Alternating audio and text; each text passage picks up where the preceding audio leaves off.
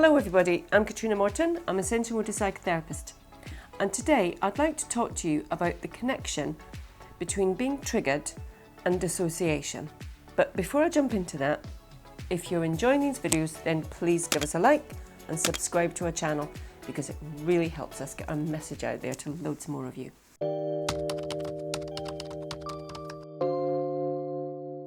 So first of all, I'm going to talk about triggers, being triggered. Because in my opinion, this is something that has become a little bit overused and diluted.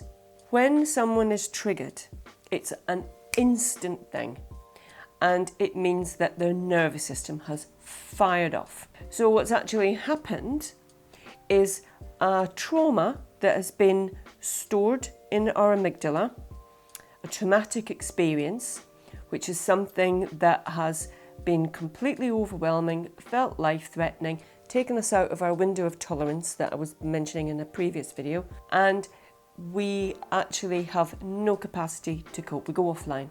That can get very easily registered as a traumatic experience, and it gets locked away in our amygdala, our smoke detector.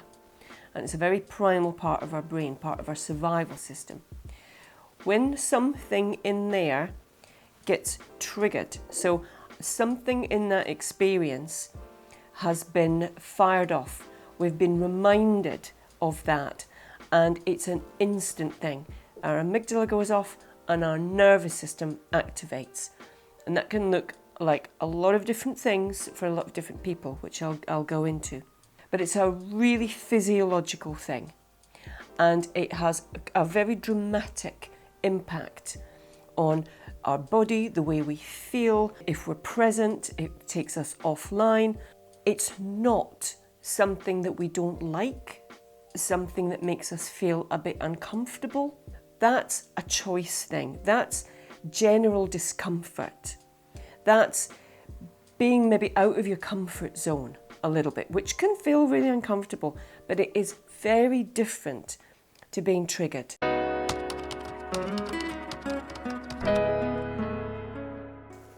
My clients they always have a lot of trauma memories stored in their amygdala.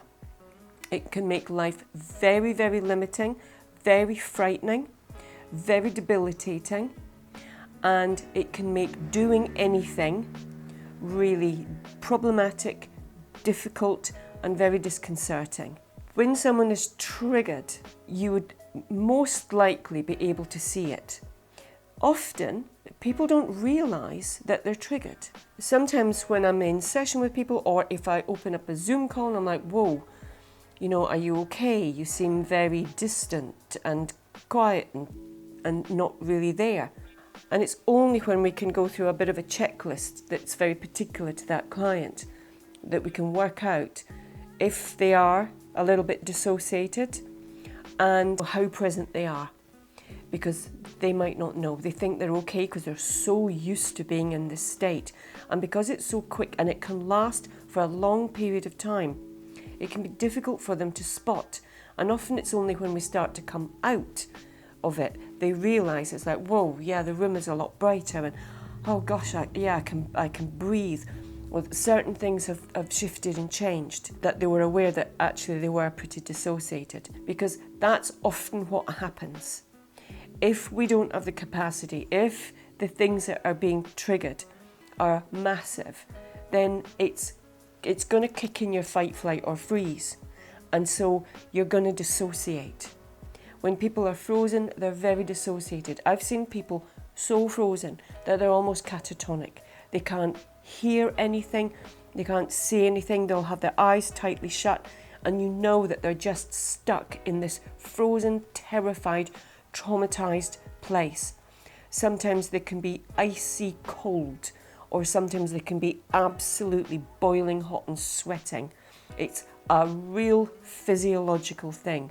The reason that I'm making such a point of this today is because I hear this word used all over the place. While it's great to talk about mental health, and while it's great to have these things more out in the open, if words like triggered are adopted to, I'd rather you didn't do that, I don't like that, then it really dilutes for the people who suffer from trauma, who have PTSD, that have these debilitating things. Because if everybody's using the word, then it loses its impact. It loses its real meaning. And so for these people, it's like, well, if everybody's triggered, there can't be anything wrong with me. When you have a nervous system that is triggered, you know about it.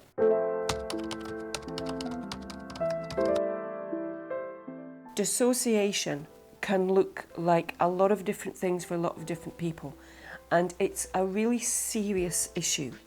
It's not something to be taken lightly, because if people are dissociated for long periods of time, then they can develop things like derealization, depersonalization, look in the mirror and they don't recognize themselves.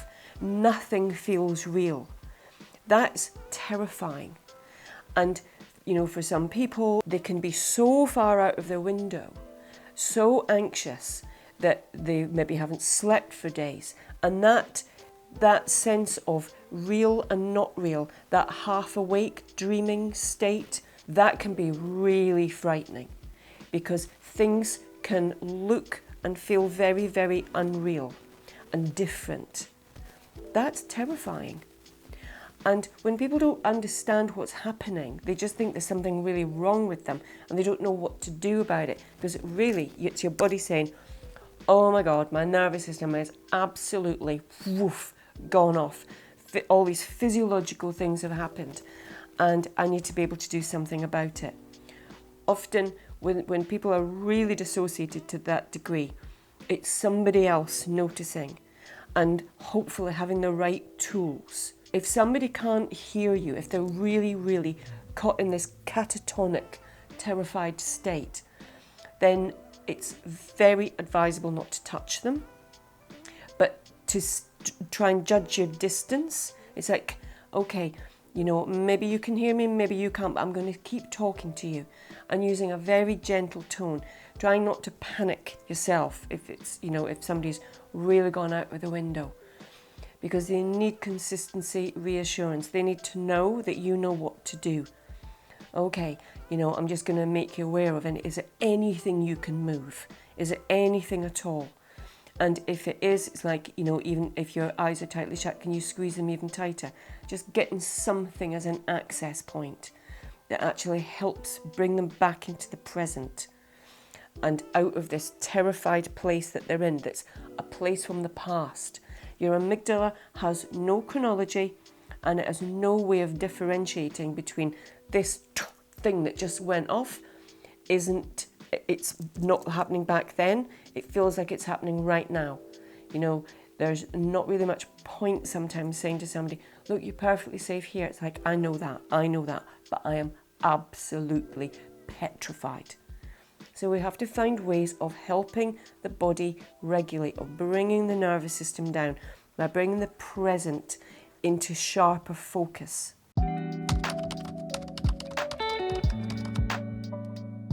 The other thing that I hear mentioned a lot on some kind of, you know, blogs or YouTube channels is identify your triggers.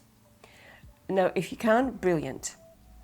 But for most of my clients that have multiple traumas, the triggers are so vast. There can be certain sounds, certain memories that come up, certain things that people say, certain movements that people make. It can be a smell, it can be a whole range of things.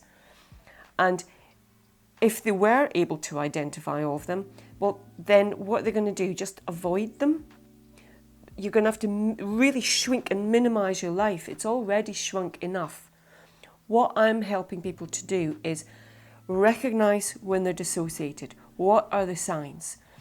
For some people, it can come on relatively quickly, or it can be a bit of a slow burn. So your nervous system has gone off, but the signs of dissociation they're often not quite as split second as that. People might just be aware of not being able to hear anymore. They know that there's noise, they know that people are speaking, but they can't hear, or they can hear the words, but they can't make any sense. Suddenly, nothing is making sense. For some people, it just feels like they step back, that things don't feel as real. For some people, things get blurry, or they get really tunnel vision, or their peripheral vision just goes through the roof and it's almost you can see 360 degrees. For some people, they feel like they can't breathe. They stop breathing. Their whole core contracts, or their throat goes really, really tight. Their brain is offline, so nothing is making sense. Or they might just have this overwhelming sense of panic and fear, like suddenly I need to run. For some people, it's a sudden sense of rage. And that rage can come with suicidal thoughts, sudden, instant suicidal thoughts. It's like, it's all too much. Oh my God, I've got to escape completely.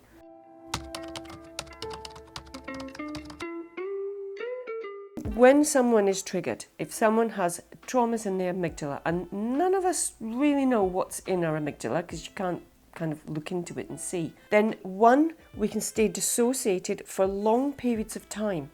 It can last hours, it can last days. I've had people come in and they've been like this for a week. Something has happened, they think they've kind of come round a little bit, but they're still dissociated. It can last a really long time. They might just be slightly stepped back from reality and not really be able to feel anything, that they're just completely numb.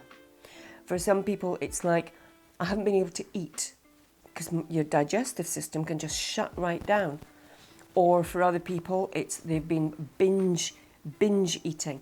For some people, they might be self-harming. It can be a whole range of things. And when we can learn to recognize, or in a therapy session, maybe the therapist can identify what happens to you when you're triggered and dissociated, then you can give that list of things to friends, family that might be able to help you spot it. And then when you can find the things that start to bring you back down, and they're different for everybody, and it's experiments.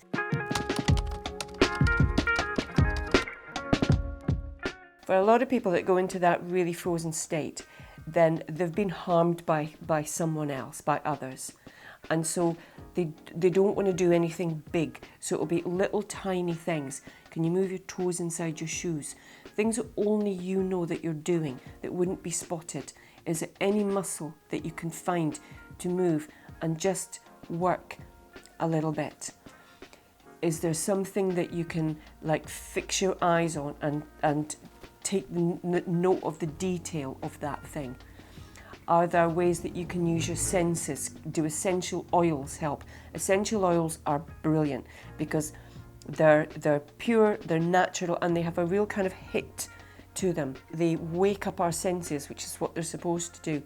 So if you know that you get dissociated, then, you know, have some essential oils, carry them around with you, or have your favourite shiny pebble in your pocket, or your rough crystal that you can just feel and get a sense of it. It's like, yes, it's familiar, that's mine, I know the shape of it, the feel of it, the temperature of it. Know what helps you and get your little tool bag of things. Write them down, let people know what to do to help you when you're dissociated, when you've been triggered. You can't go through life just avoiding everything. It's much better to be able to really widen your window. If you've got a narrow window, more things are going to trigger and you're going to dissociate. If you can widen that window by building up your resilience and your capacity for things, when you know what works, you're regulating your nervous system. You're increasing your capacity for this so that we're going to reduce the triggers, or you're going to be able to get yourself out much, much quicker.